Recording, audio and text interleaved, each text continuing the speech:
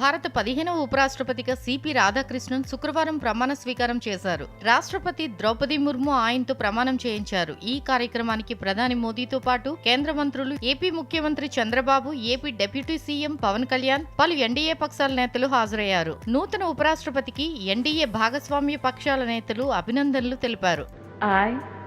I, Chandraviram Ponnusamy Radhakrishnan, do swear in the name of God do swear in the name of God that I will bear true faith and allegiance that I will bear true faith and allegiance to the Constitution of India to the Constitution of India as by law established, as by law established, and that I will faithfully discharge the duty and that I will faithfully discharge the duty upon which I am about to enter.